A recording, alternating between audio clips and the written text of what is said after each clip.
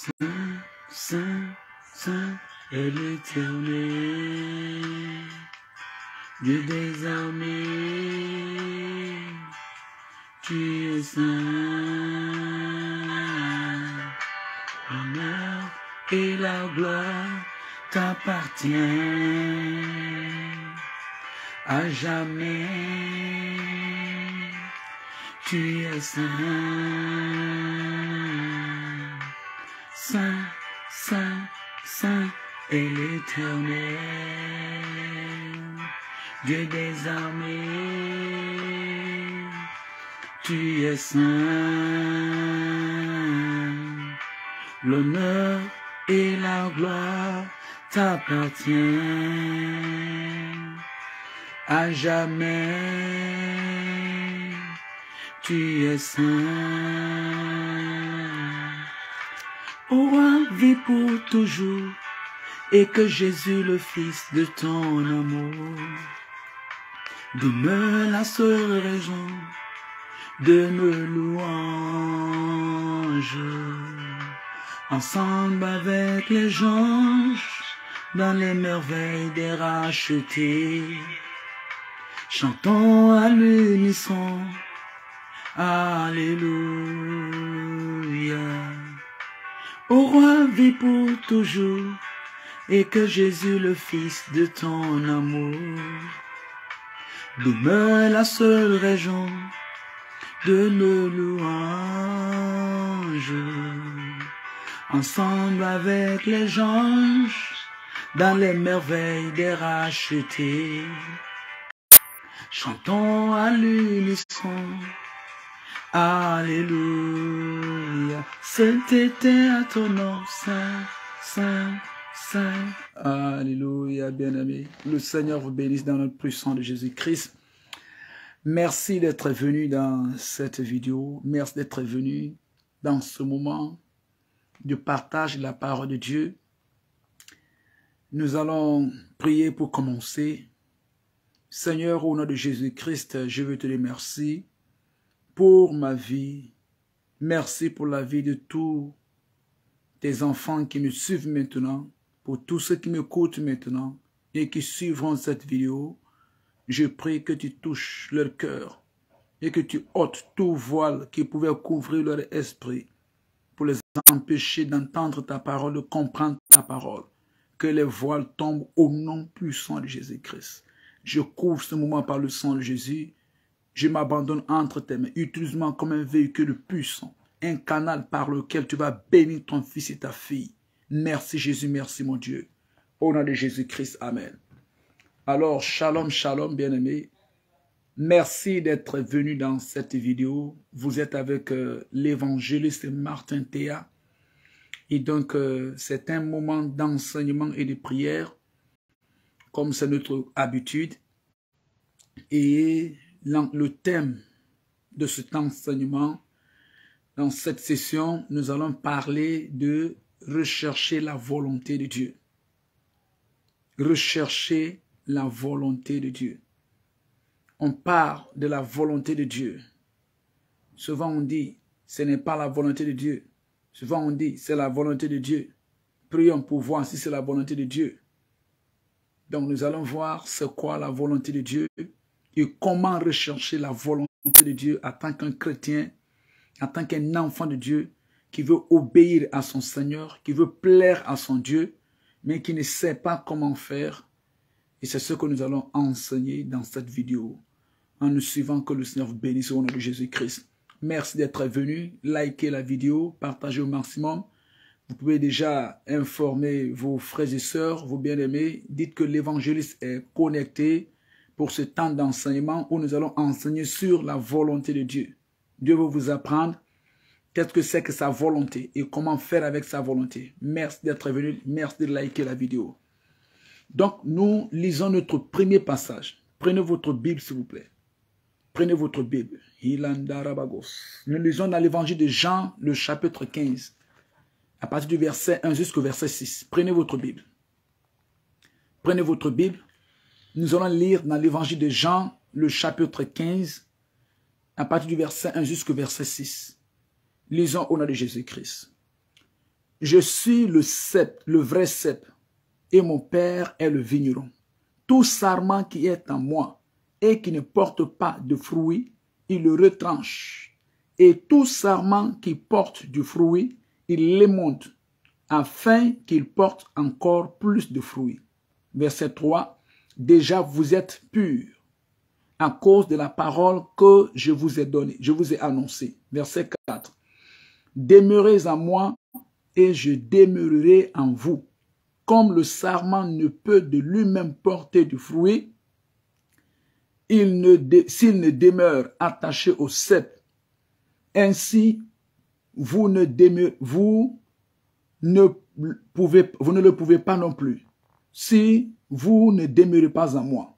Je suis le vrai cep, vous êtes les sarments. Celui qui demeure en moi et en qui je demeure porte beaucoup de fruits, car sans moi, vous ne pouvez rien faire. Verset 6. Si quelqu'un ne demeure pas en moi, il est jeté dehors, comme le sarment, et il sèche. Puis on le ramasse, on le jette au feu et il brûle. Alléluia. Alléluia. Donc, nous lisons dans ce passage de l'évangile de Jean, le chapitre 15, du verset 1 au verset 6. Le Seigneur Jésus dit, il dit, je suis le vrai cep. Je suis le vrai cep. Ça veut dire qu'il est le tronc d'arbre. Il dit, je suis le tronc d'arbre. Mon Père est le vigneron, à qui appartient le champ.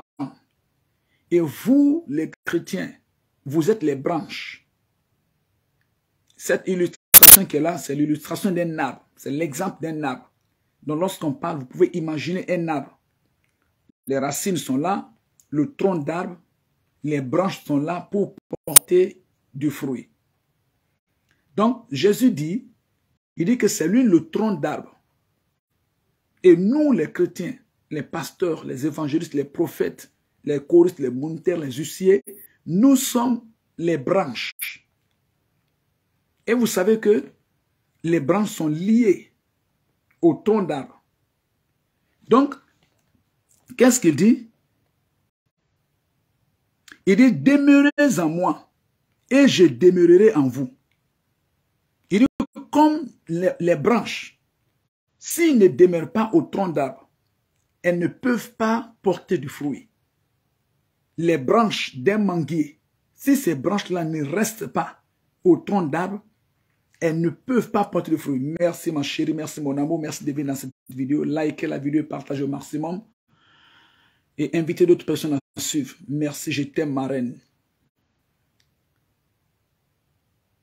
Il dit, demeurez en moi et je demeurerai en vous. Il dit, si une branche ne reste pas attachée au tronc d'arbre, cette branche-là ne peut pas porter du fruit. Merci de liker la vidéo, ma chérie. Si la branche ne reste pas demeurée au tronc d'arbre, la branche ne peut pas porter du fruit. Jésus est le tronc d'arbre, nous sommes les branches. Merci mon fils de liker la vidéo, le Seigneur vous bénisse. Merci ingénieur. Merci, merci c'est là, merci d'être venu. Likez la vidéo, partagez au maximum. Donc, il dit qu'il est le tronc d'arbre et nous sommes les branches. Donc, il dit que nous devons demeurer en lui. Nous devons rester attachés en lui. C'est l'erreur que la plupart d'entre nous commettons. La plupart des chrétiens, ceux qui réclament qu'ils sont des chrétiens, ceux qui réclament qu'ils ont donné leur vie à Jésus-Christ, c'est l'erreur qu'ils commettent. Ils ne restent pas demeurés en Jésus-Christ. Dès qu'il y a un petit trouble, dès qu'il y a une petite difficulté, ou bien une petite incompréhension, ils quittent l'église. Ils s'asseyent à la maison. Ils ne vont dans aucune église. Est-ce que de telle personne est demeurée en Jésus-Christ? Non. Ils ne lisent pas la Bible. Ils ne prient pas. Ils ne jeûnent pas. Ils ne servent pas le Seigneur. Est-ce que de telle personne est demeurée en Jésus-Christ? Non. De telles personnes ne demeurent pas en Jésus-Christ. Donc, il dit, si vous demeurez en moi, vous allez porter du fruit. Vous allez connaître ma volonté. Ma volonté, c'est que vous portez du fruit. Mais si vous ne demeurez pas en moi, vous ne pouvez pas porter du fruit. Alléluia. C'est clair. Il dit comme la branche, si elle ne demeure pas, elle est coupée et jetée au feu. Alléluia.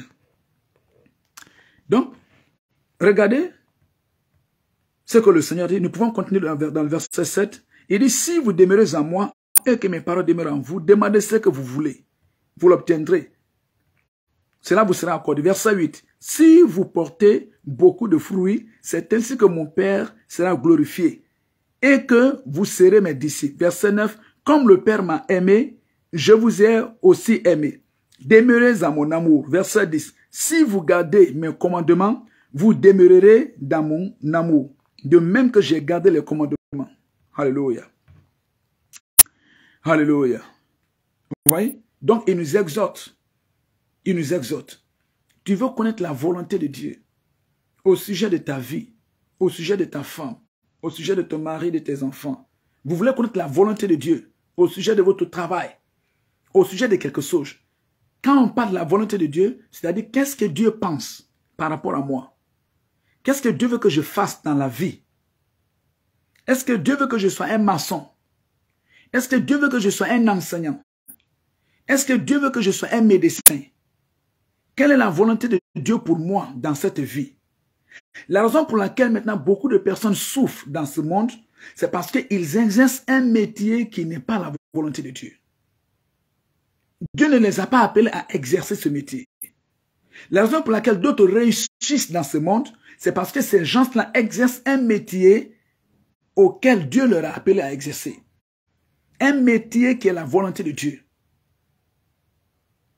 Donc, quelle est la volonté de Dieu pour moi? Quelle est la volonté de Dieu pour ma femme? Quelle est la volonté de Dieu pour mes enfants?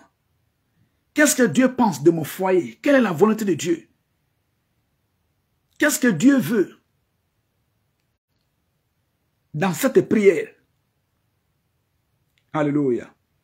Donc, rechercher la volonté de Dieu. Nous devons rechercher la volonté de Dieu au sujet de notre avenir, au sujet de notre carrière, au sujet de notre foyer, au sujet de ta femme, de ton mari, de tes enfants. Vous devez connaître la volonté de Dieu. Qu'est-ce que Dieu pense de ces gens? Qu'est-ce que Dieu veut qu'ils fassent? Qu'est-ce que Dieu ne veut pas qu'ils fassent? C'est ça la volonté de Dieu. Est-ce que vous connaissez la volonté de Dieu pour vous-même? Est-ce que vous connaissez la volonté de Dieu pour votre mari? Est-ce que vous connaissez la volonté de Dieu pour votre femme? Moi, je connais la volonté de Dieu pour moi-même. Dieu veut que je le serve. Dieu veut que je fasse son travail. Dieu veut que j'évangélise. Il veut que je sois un évangéliste. Dieu veut que je sois un pasteur qui enseigne la parole de Dieu aux gens. Il m'a appelé pour cela.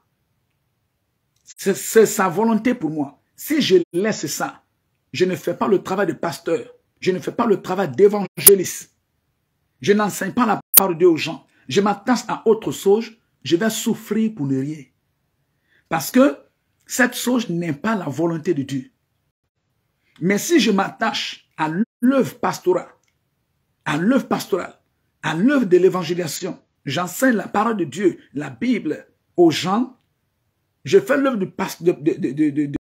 l'évangélisation, le travail de Dieu, je vais prospérer. Je peux impacter des vies, je peux changer des choses. Merci vraiment, homme de Dieu, Dieu vous bénisse. Merci, homme de Dieu, je vous aime très fort. Merci, prophète. Je peux impacter. C'est la volonté de Dieu pour moi. Donc la volonté de Dieu pour certaines personnes, Dieu veut que vous soyez un prophète. Dieu veut que vous soyez un pasteur. Dieu veut que vous soyez un évangéliste. Dieu veut que vous soyez un enseignant. Pour d'autres personnes, Dieu veut que vous soyez choriste. Dieu veut que vous soyez évangéliste. Pour certains, Dieu veut que vous soyez seulement là en train de soutenir les serviteurs de Dieu. Donc si vous laissez ça et vous faites autre chose, vous n'allez pas prospérer. Vous allez souffrir pour ne rien. Vous serez persécutés. Vous allez traverser des déserts. Quelle est la volonté de Dieu pour vous au sujet de votre travail? Quelle est la volonté de Dieu au sujet de votre foyer? Donc, cherchez la volonté de Dieu. À partir d'aujourd'hui, commencez à demander au Seigneur, qu'est-ce que tu veux que je sois dans la vie? Révèle-moi, montre-moi. Si Dieu veut que vous soyez un médecin et que vous vous investissez dans cela maintenant, vous allez impacter le monde. Il va faire des grandes choses à travers vous. Si Dieu veut que vous soyez, comment je peux le dire, si Dieu veut que vous soyez un commerçant et que vous vous investissez dans cela, vous allez impacter le monde. Si Dieu veut que vous soyez un pasteur et que vous vous investissez dans cela, vous allez impacter le monde. Mais si vous laissez ce que Dieu veut pour vous attacher à autre chose, vous n'allez pas aller loin. Vous allez finir dans la frustration. Donc c'est pourquoi c'est important de connaître la volonté de Dieu à notre sujet. Qu'est-ce que Dieu veut que je fasse? Quelle est la volonté de Dieu pour moi? Alléluia. Et cela n'est pas possible tant que vous ne demeurez pas en Jésus-Christ. On ne peut pas connaître la volonté de Dieu tant qu'on ne demeure pas en Jésus-Christ. Nous devons demeurer en Jésus-Christ. C'est pourquoi il dit, sans moi, vous ne pouvez rien faire. Sans moi, vous ne pouvez rien. Alléluia. Il dit, sans moi, vous ne pouvez rien. Et c'est vrai, sans lui, nous ne pouvons rien. Sans Jésus-Christ, nous ne pouvons rien. Est-ce que vous comprenez ce que j'ai dit? Ça, c'est le verset 5. Il dit, je suis le cep. Vous êtes les sarments. Celui qui demeure en moi et en qui je demeure porte beaucoup de fruits. Car sans moi, vous ne pouvez rien faire. L'évangile de Jean, le chapitre 15, le verset 5. Car sans moi, vous ne pouvez rien faire. Sans moi, vous ne pouvez rien faire. Votre travail, votre mariage, vos projets, vos activités. Si vous me mettez à l'écart, si vous méprisez ma parole, ma voix, mon plan, mes desseins, vous n'allez pas réussir. C'est ce que Dieu est en train de dire. Sans Jésus-Christ, si vous mettez Jésus-Christ à côté, si vous mettez Jésus-Christ derrière, votre vie sera la frustration, frustration, frustration. Il nous a clairement dit. Donc, en tant qu'enfant de Dieu, en tant qu'ouvrier de Christ, serviteur de Dieu, nous devons chercher toujours la volonté de Dieu. Toujours la volonté de Dieu. Nous dépendons de Jésus-Christ. On ne vit plus pour satisfaire notre volonté. Nous vivons pour satisfaire la volonté de Christ. Alléluia. J'ai dit Alléluia. Nous allons lire un deuxième passage. Prenez votre Bible. On va lire un deuxième passage. Ça, c'est dans le psaume 32, le verset 9. Ouvrez votre Bible dans le psaume 32, le verset 9. Le psaume chapitre 32, le verset 9. Je lis au nom de Jésus-Christ. Ne soyez pas comme un cheval ou un mulet sans intelligence. On les bride avec un frein et un mors, dont on les prépare, afin qu'ils ne s'approchent point de toi. Vous voyez? Vous voyez? Il dit, ne soyez pas comme un cheval ou un mulet sans intelligence. Il y en a maintenant, il y a des chrétiens maintenant, il y a des pasteurs, des prophètes, des apôtres, des évangélistes. Il y a des choristes, des huissiers, des intercesseurs, des fidèles à l'église, des enfants de Dieu qui sont nés de nouveau, qui sont comme un cheval. Qui sont comme un cheval. Ça veut dire qu'à chaque fois, le pasteur doit avoir une chicotte, un fouet, à chaque fois, pour les chicoter, pour qu'ils puissent apprendre la leçon. Vous allez beau les enseigner sur la dîme, ils ne comprendront pas. Jusqu'à ce qu'ils tombent dans les... Ils perdent leur travail, leur projet, tout et tout. C'est seulement qu'ils vont comprendre que c'était bien de payer la dîme. Ils sont comme un cheval. Il faut la chicotte pour les chicoter à chaque fois. Pour les chicoter à chaque fois. Tu vas lui dire de se soumettre à son mari, de respecter son mari, de prendre soin de son mari. Elle ne comprendra pas. Jusqu'à ce que le divorce arrive. Jusqu'à ce que le divorce arrive. En ce moment, elle comprendra que c'est important de se soumettre à un mari. C'est important. Tu vas lui dire de veiller sur elle-même, de ne pas forniquer, de ne pas vivre dans la débauche. Elle n'entendra pas. Jusqu'à ce qu'elle avorte, elle tombe malade, elle n'est plus capable de faire des enfants. Ou bien elle avorte, elle meurt. En ce moment, d'autres sont comme... C'est ce que la Bible dit. Il dit, ne soyez pas comme un cheval. Ça c'est le psaume 32, le verset 9. Ne soyez pas comme un cheval. Un cheval, il ne sait pas la direction qu'il doit prendre. Il ne sait pas la direction qu'il doit prendre. À chaque fois, il faut une chicotte. Une chicotte. pour le freiner. Il n'a pas de frein. Pour le freiner, pour le faire bouger. Va à gauche, va à droite. Donc, nous devons nous laisser conduire par la volonté de Dieu. Seigneur, quelle est ta volonté pour la journée de demain? Qu'est-ce que tu veux que je fasse? Où est-ce que tu veux que j'aille? Quels sont les gens pour lesquels tu veux que je prie? Montre-moi ta volonté. Au sujet de cette personne qui est venue demander la prière. En tant que chrétien, qu'est-ce que tu veux que je fasse à l'église? Montre-moi ta volonté. Alléluia. J'ai dit alléluia. En le faisant, Dieu va nous bénir au nom de Jésus-Christ. Donc nous devons chercher la volonté de Dieu. Nous devons rechercher la volonté de Dieu. Vous devez rechercher la volonté de Dieu. C'est-à-dire, qu'est-ce que Dieu pense de cette situation? Avant de prendre une décision, il faut d'abord consulter le Seigneur. Beaucoup maintenant, quand ils veulent acheter des terrains, quand ils veulent acheter des voitures, quand ils veulent construire des maisons, quand ils veulent se marier, ils s'en fichent de la volonté de Dieu. Ils ne viendront pas vers le pasteur, vers le prophète, vers l'évangéliste pour demander des conseils, pour demander les directions. Ils ne lisent pas la Bible. Ils ne prient pas, ils ne gênent pas pour chercher la volonté de Dieu. Ils vont aller à un terrain où sur lequel il y a déjà 10 personnes. Sur lequel il y a déjà 10 personnes. Ils vont gaspiller l'argent, gaspiller l'argent, gaspiller l'argent. Parce qu'ils n'ont pas voulu demander la volonté de Dieu avant de se plonger. Avant d'aller acheter le terrain là, est-ce que tu as demandé conseil à Dieu? Seigneur, je veux acheter un terrain. Qu'est-ce que tu penses? Est-ce que je dois acheter le terrain ou non? Où est-ce que tu veux que j'achète le terrain? Montre-moi. Il ne suffit pas de dire qu'il y a des terrains de 2 millions, des terrains de 1 million, des terrains de 5 millions, de 10 millions. Non. Il n'est pas question de cela. Il peut y avoir un terrain de 2 millions. Mais le Seigneur ne veut pas que tu sois sur ce terrain. Il veut que tu sois sur ce terrain de 10 millions qui est de l'autre côté. Il ne s'agit pas de dire qu'il y a des terrains de 3 millions, de 5 millions, de 4 millions. Non. Où est-ce que Dieu veut que je sois? Seigneur, où est-ce que tu veux que je sois? Où est-ce que tu veux que j'aille? Je dois aller où? Est-ce que je dois acheter ce terrain ou pas? Quelle est ta volonté? Merci de liker la vidéo.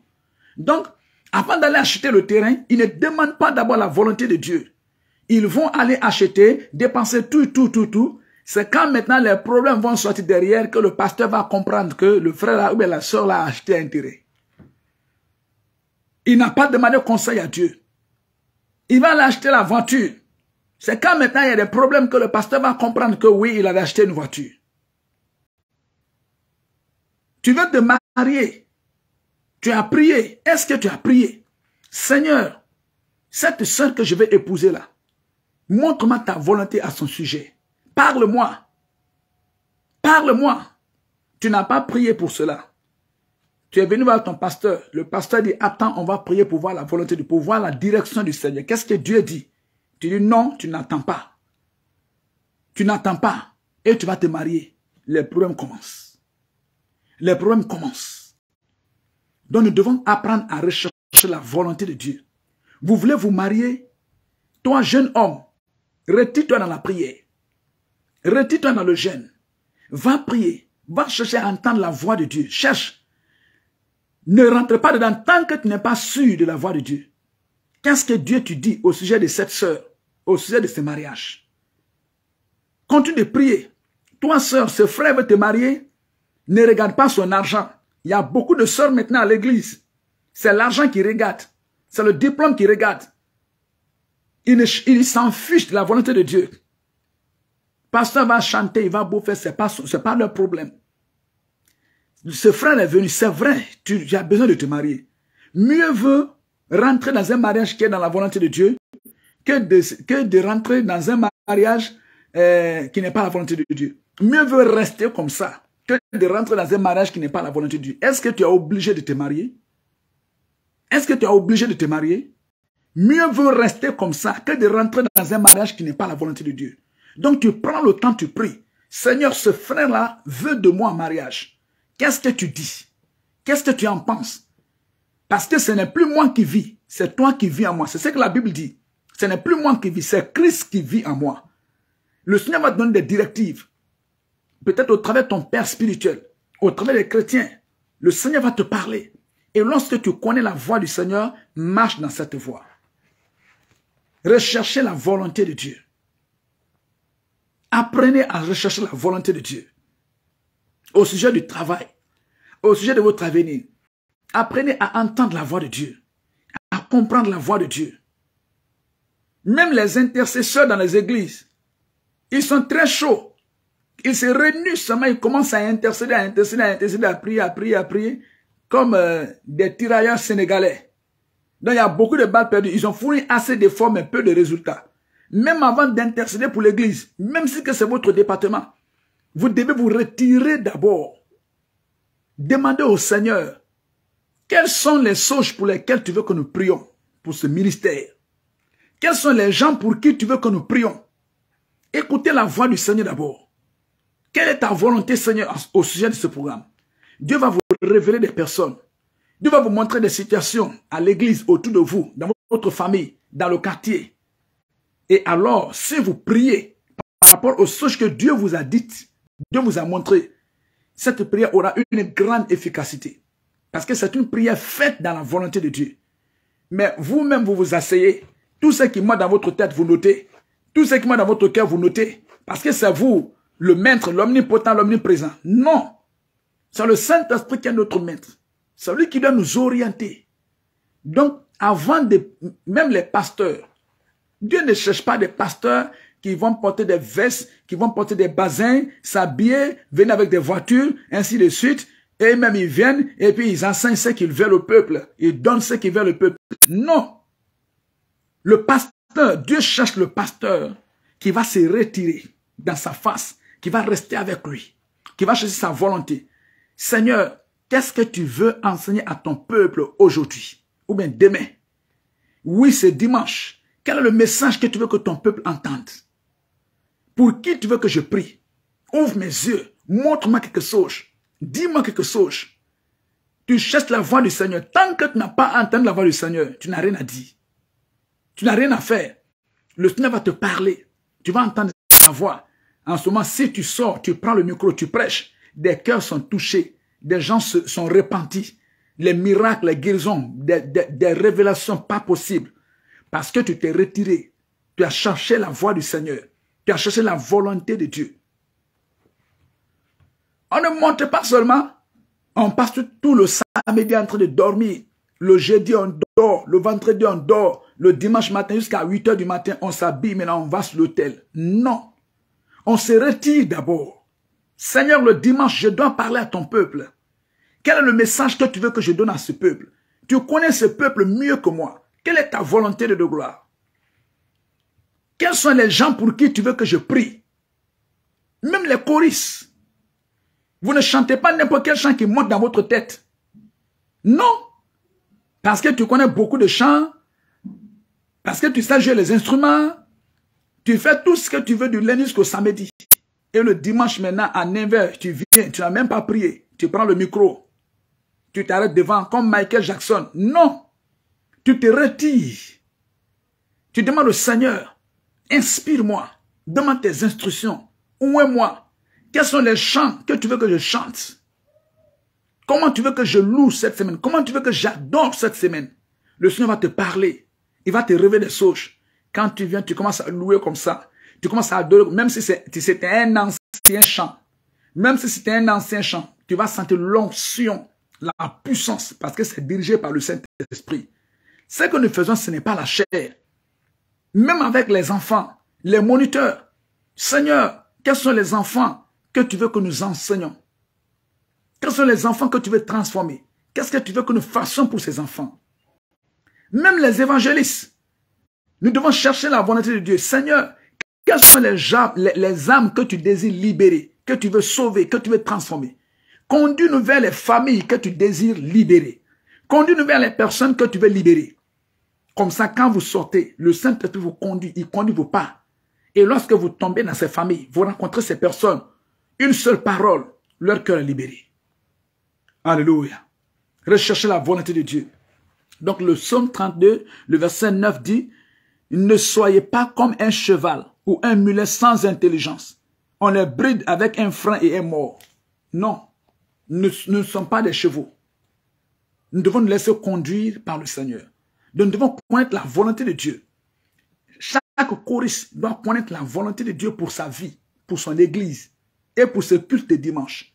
Chaque huissier doit connaître la volonté de Dieu pour sa vie, pour son église et pour ce culte de dimanche. Chaque intercesseur doit connaître la volonté de Dieu pour sa vie et pour ce culte de dimanche. Chaque évangéliste, chaque pasteur, chaque prophète, chaque fidèle. Seigneur, aujourd'hui, c'est dimanche. C'est dimanche, je dois aller à l'église. Tu m'attends là-bas pour me parler. Qu'est-ce que tu veux changer dans ma vie? Qu'est-ce qu'il y a dans mes pensées que tu veux changer? Qu'est-ce qu'il y a dans mon cœur que tu veux transformer? Seigneur, touche le cœur du pasteur. Et lorsque tu vas ce dimanche à l'église, tu t'assois. Le pasteur va prêcher. Il va enseigner. Comme s'il était dans ton cœur. Comme s'il était dans ton cœur. Donc nous devons chercher la volonté de Dieu. Tu ne vends pas les maïs parce que ton frère, ta soeur est en train de vendre des maïs. Tu ne vends pas du charbon parce que ton ami est en train de vendre le charbon et ça marche. Tu vends ce qui est la volonté de Dieu. C'est que Dieu t'a montré. Retire-toi. Va jeûner, va prier. Va lire la Bible. Seigneur, qu'est-ce que tu veux que je fasse? Un chrétien n'épouse pas un païen, par exemple. Mais un païen vient, parce que tu as trop duré, tu ne t'es pas marié. Un païen vient, il a l'argent, tout et tout, et puis tu rentres, whoop. Alléluia. Nous devons rechercher la volonté de Dieu. Tout ce que nous devons faire la volonté. Dieu est au-dessus de tout. Dieu est au-dessus de tout. Que sa volonté soit faite. Même les pasteurs, même les premiers responsables, les papas, les pères spirituels, ils doivent chercher la volonté de Dieu pour eux, pour leur ministère et pour leurs fils et pour leurs filles. Il y a certains fils qui sont sous votre couverture dans ton église. Tu as veillé sur lui, tu l'as encadré, tu l'as éduqué, il grandit, il grandit, il grandit. Et Dieu a besoin de lui pour un ministère spécifique. Mais toi, papa, toi, maman, tu veux que ton enfant là meure dans ce ministère parce que tu as investi dans sa vie. Parce que c'est toi qui l'as évangélisé. Parce que c'est toi qui as fait ceci. Tu veux qu'il meure dans ton ministère. Qu'il soit là, toujours, qu'il n'aille nulle part. Alors que Dieu a besoin de lui quelque part. Il appartient à Dieu. Donc même chaque père spirituel, tu ne peux pas rester sur cette position. Et si tu refuses de chercher la volonté de Dieu pour tes fils et pour tes filles, Dieu ne te parlera pas. Quand il sera prêt pour le prendre, il va le prendre. Tu vas t'énerver, tu vas maudire, tu vas tout dire. Rien ne va lui arriver.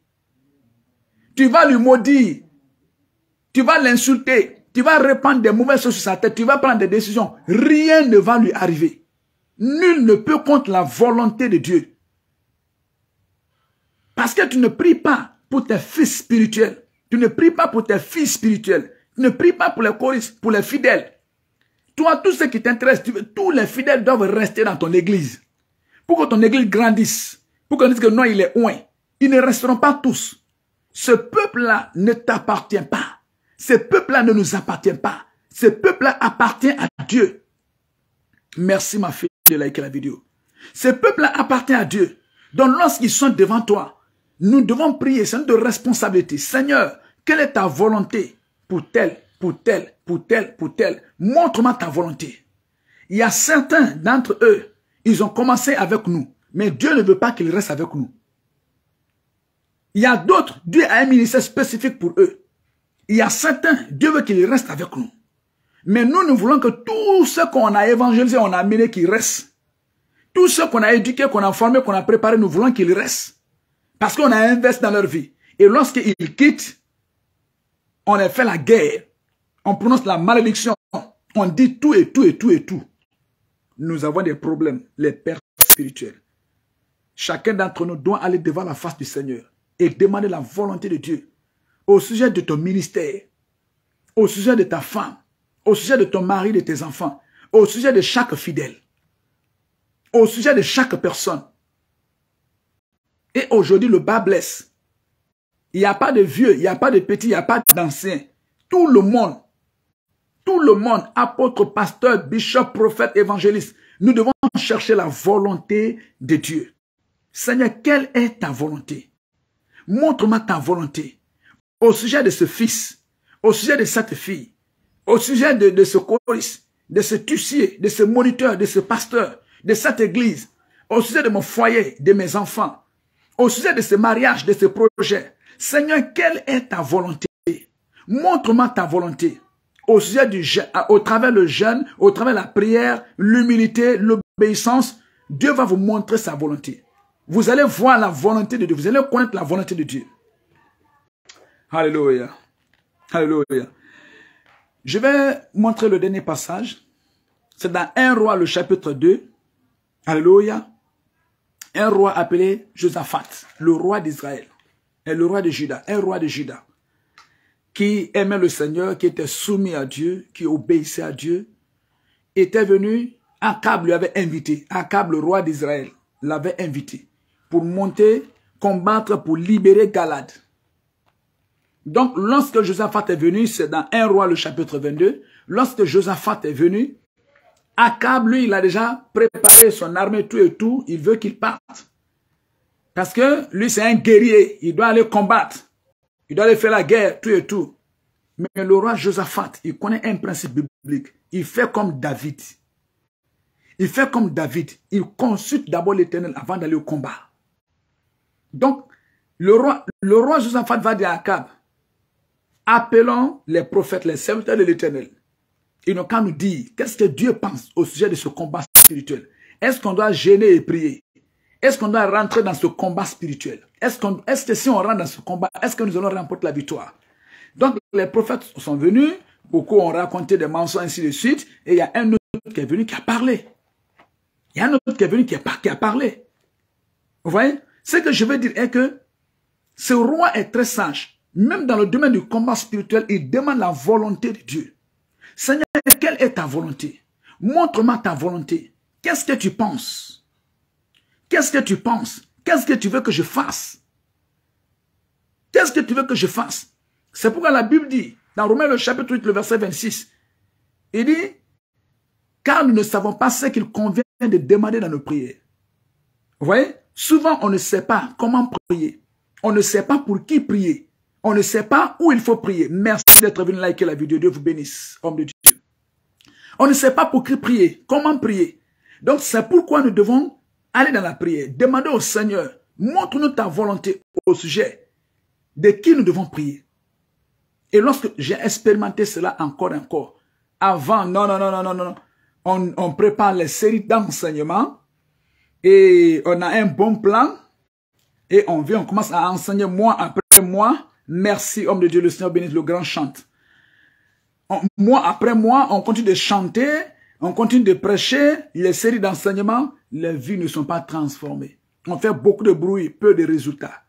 Dans ces derniers temps, le Seigneur m'a dit, tu dois t'asseoir.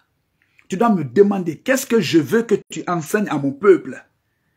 Pour qui je veux que tu pries? Pour qui je veux que tu prophétises? J'ai expérimenté cela. Je me retire dans ces derniers temps. J'ai décidé de ne plus me présenter sur l'autel de Dieu sans demander d'abord la volonté du Seigneur. Quel est le message que tu veux que je prêche ce dimanche, Seigneur? Quels sont les gens pour qui tu veux que je prie? Ouvre mes yeux, montre-moi, parle-moi. Qu'est-ce que tu veux que je fasse pour ton église, pour ton peuple?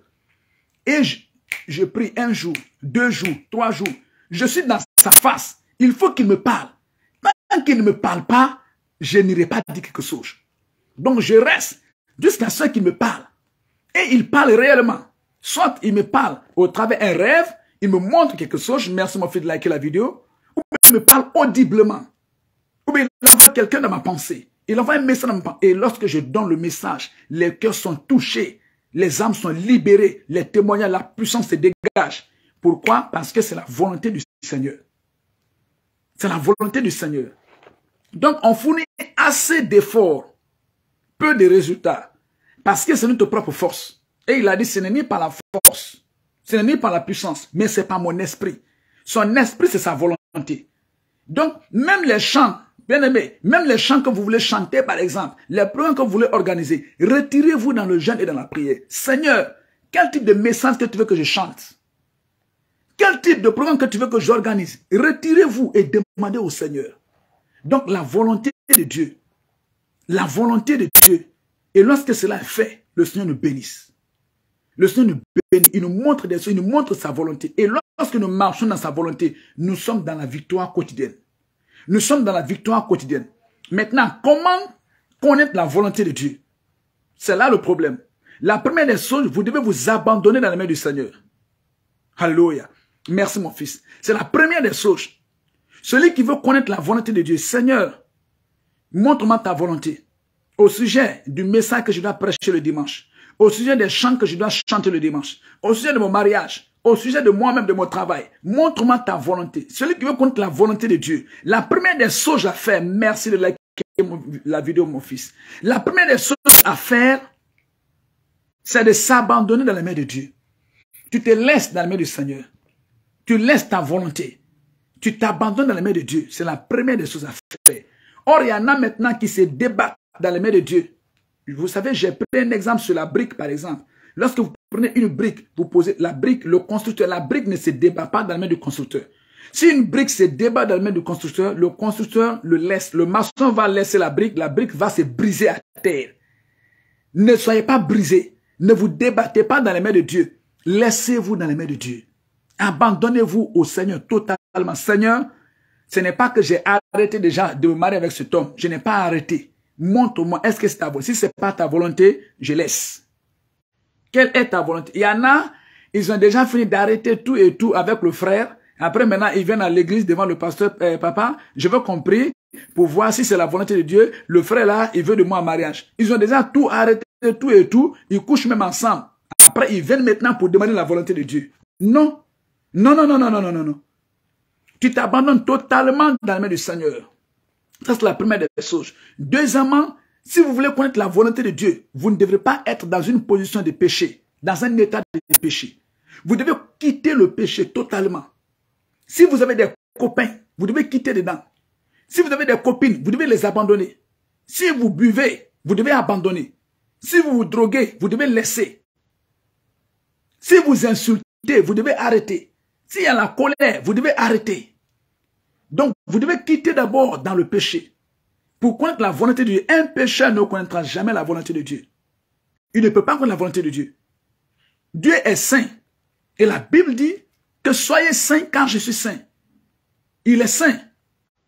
Dieu n'exauce pas les pécheurs. Donc, vous devez quitter d'abord le péché. Merci mon cœur, merci ma reine. Le Seigneur te bénisse, merci de liker la vidéo. Dieu n'exauce pas les pécheurs.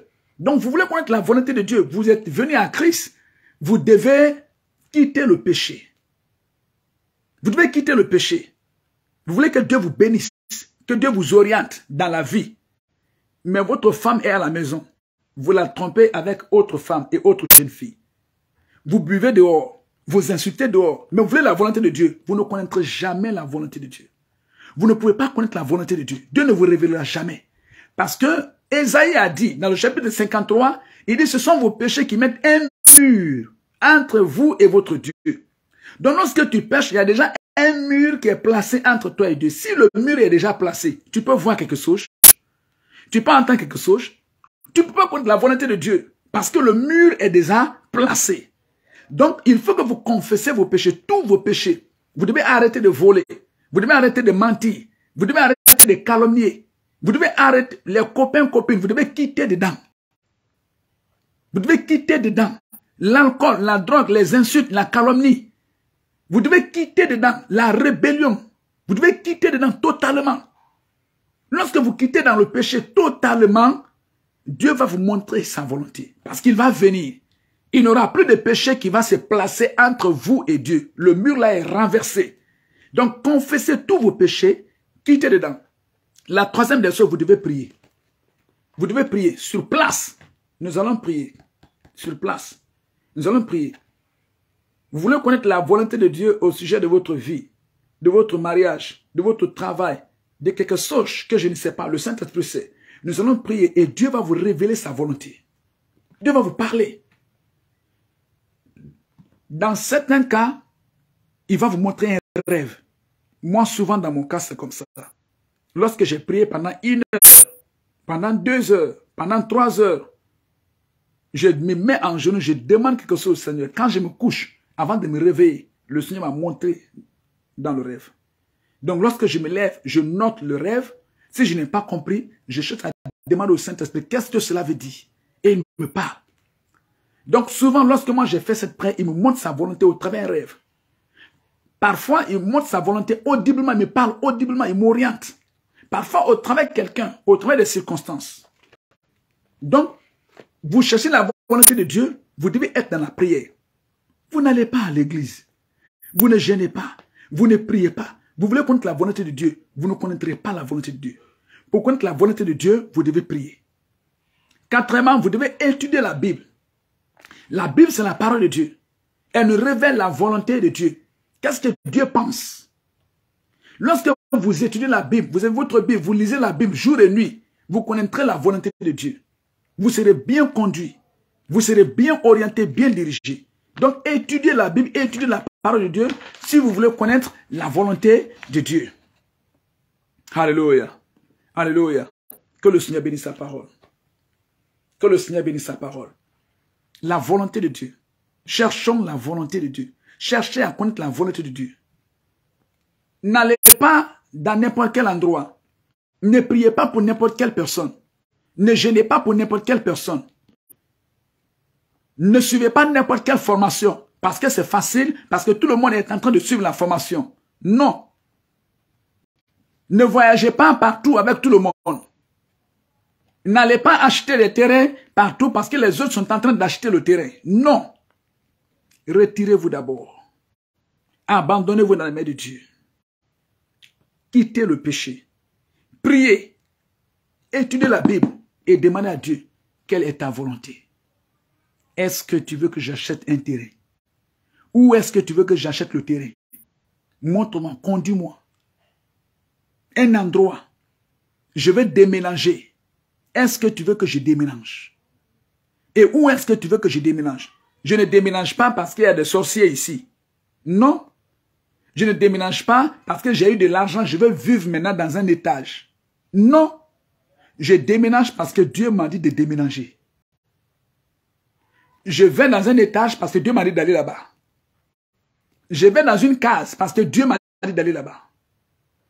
Je ne vais pas à l'étage parce que j'ai beaucoup d'argent. Je ne déménage pas parce qu'il y a des sorciers ici parce qu'il y a beaucoup d'argent. Qu'est-ce que Dieu vous a dit? Seigneur, où est-ce que tu veux m'envoyer? En le faisant, Dieu va vous bénir au nom de Jésus-Christ. Alléluia. Lorsque vous lisez la Bible, vous allez connaître la volonté de Dieu. Exemple. Prier, par exemple, c'est la volonté de Dieu. On sert Dieu par la prière. Donc Dieu veut que nous prions. C'est en lisant la Bible que vous allez découvrir que la prière, c'est la volonté de Dieu. Sinon, quelqu'un va venir te dire, toi, tu pries trop. Toi, tu pries trop. 2 jours, 3 jours, tu es là-bas enfermé. 1 semaine, tu pries trop. Tu aimes trop prier. On dirait que c'est toi ceux qui connaissent Dieu. Ils ne savent pas. Si tu ne lis pas la Bible, il va te tromper, il va te décourager. Tu vas dire ce qu'il dit, c'est vrai, hein, je prie trop. La prière, c'est la volonté de Dieu. C'est seulement en lisant la Bible qu'on peut comprendre que la prière, c'est la volonté de Dieu. Lorsque vous lisez la Bible, vous allez comprendre, parce que le Seigneur a dit quoi? Qu'est-ce que le Seigneur nous a dit? Dans le livre de Matthieu, le chapitre 6. Pas de Matthieu, le chapitre 6, 7 et 8. Les béatitudes. Qu'est-ce que le Seigneur nous a dit? Il dit, lorsque vous devez prier. Il n'a pas dit si vous devez prier. Il dit, lorsque vous devez prier. Ça veut dire que la prière pour nous, c'est un devoir. La prière pour nous, c'est un devoir. La prière, c'est un devoir pour chaque chrétien. Mais c'est lorsque vous étudiez la Bible, vous lisez la Bible, que vous comprendrez que la prière est votre devoir. Sinon, vous n'allez jamais prier. Ceux qui ne prient pas le soir avant de se coucher, ils ne prient pas le matin avant de sortir, ils ne prient pas pour leur travail, pour leur mari, pour leurs femmes, pour leurs enfants, ils ne savent pas que la prière est un devoir chrétien. Ils ne savent pas. Ils ne savent pas qu'on sert Dieu par la prière. En étudiant la Bible, vous comprendrez que la volonté de Dieu, Dieu veut que vous jeûnez. C'est pourquoi il dit, lorsque vous jeûnez, rentrez dans votre maison, fermez la porte, parfumez votre tête pour ne pas montrer aux hommes que vous êtes en train de jeûner comme les hypocrites le font. Vous voyez, il n'a pas dit si, il dit lorsque. Ça veut dire que le Seigneur attend de nous que nous jeûnions. Mais c'est seulement en lisant la Bible que vous comprendrez que Le jeûne est la volonté de Dieu. Donc, vous voyez, la prière, c'est la volonté de Dieu. Le jeûne, c'est la volonté de Dieu. Dieu veut que vous jeûnez. Il veut que vous jeûnez pour lui. Il veut que vous jeûnez pour vous. Il veut que vous jeûnez pour votre mari, pour votre femme, pour votre travail. C'est la volonté de Dieu. La prière, le jeûne. Par exemple, la dîme. Je ne finirai pas sans mentionner cela. Dieu veut que vous payiez la dîme. Alléluia. Dieu veut que vous payiez la dîme. Il veut que vous payiez la dîme. C'est en lisant la Bible que vous allez découvrir dans Malachie le chapitre 3 que Dieu veut que je paye la dîme. Si vous ne payez pas la dîme, votre travail n'est pas béni. Le ciel est fermé sur vous. Les problèmes viennent. Mais c'est en étudiant la Bible que vous allez découvrir cette volonté. Dieu veut que vous mariez votre femme. Si vous ne lisez pas la Bible, vous ne comprendrez pas cela. Dieu veut que vous annoncez l'évangile. Si vous ne lisez pas la Bible, vous ne comprenez pas cela. Donc, on peut connaître la volonté de Dieu en étudiant la Bible, en lisant la Bible. La volonté de Dieu est dans la Bible pleinement. La volonté de Dieu est révélée dans la Bible. Vous devez lire la Bible jour et nuit, tous les jours pour l'étudier. En le faisant, Dieu va vous bénir au nom de Jésus-Christ. Dieu va vous bénir au nom de Jésus-Christ. Donc, recherchez la volonté de Dieu. Seigneur, mes amis sont en train de voyager en forêt. Est-ce que c'est ta volonté que j'aille avec eux? Montre-moi ta volonté au sujet de ce voyage. Si ce n'est pas la volonté, Dieu peut vous dire, restez. Si tu essayes, tu vas, parce que c'est ton père qui est décidé, ou bien ta mère qui est décidée, ou bien ton oncle, ta tante, tu peux faire un accident, tu peux mourir. Tu ne sais pas si les sorciers ont préparé quelque chose en chemin. Tu ne sais pas si les sorciers